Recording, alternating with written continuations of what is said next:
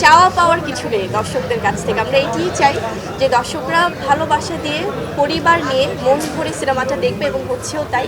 So অনেক অনেক কৃতজ্ঞতা আমার ভালোবাসার আমার এই প্রাণপ্রিয় দর্শকদের কাছে। আসলে এটা আমাদের বাংলা চলচ্চিত্রের জন্য যেমন খুব পজিটিভ, তেমনি পরবর্তী কাজের জন্য অনেক বড় চ্যালেঞ্জ। কারণ আমার মনে হয় যে প্রত্যেকটি গল্পই তো আলাদা, কিন্তু মানুষকে কাঁদানো এটা কিন্তু খুব কঠিন কাজ।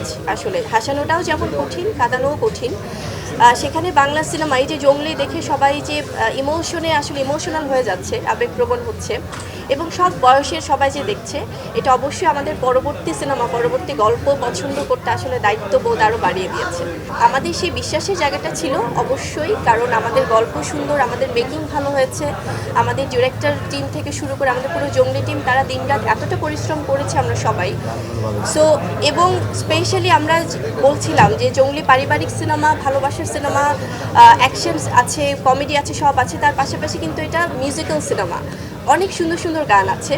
সো বিশ্বাসের জায়গাটা ছিল দর্শক দেখবে, কিন্তু এতটা ভালোবাসা দিবে সেটা আসলে আমরাও খুব অভিভূত।